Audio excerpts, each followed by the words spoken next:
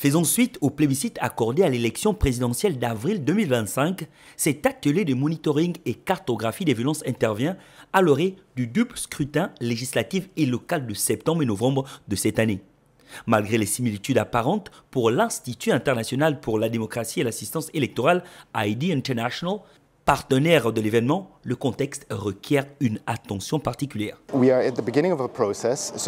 Concrètement, nous sommes au début d'un processus qui demande l'engagement de toutes les parties prenantes. En ce moment, nous sommes en train d'identifier des risques qui pourraient se produire lors des élections législatives et locales. Après ce travail, nous produirons un rapport qui sera partagé avec différentes parties prenantes, les organismes électoraux, les forces de sécurité, les organisations de la société civile. Et juste avant le début de la campagne, nous produirons des rapports hebdomadaires sur les différents incidents observés jusqu'à la proclamation des résultats finaux.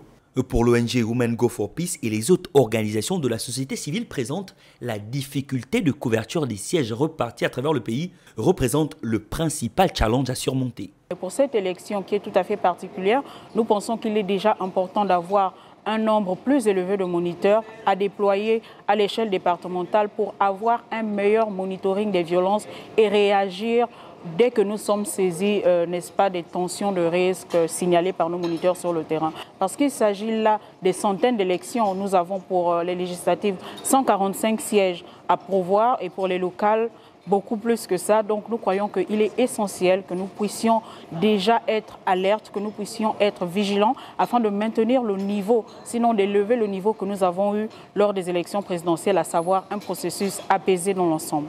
L'atelier qui se tient sur 2 jours dans la capitale gabonaise vise donc à identifier les risques électoraux afin de les annihiler ou de réduire l'impact. Toutes les organisations de la société civile présentes se disent déjà prêtes à jouer leur partition pour les échéances à venir.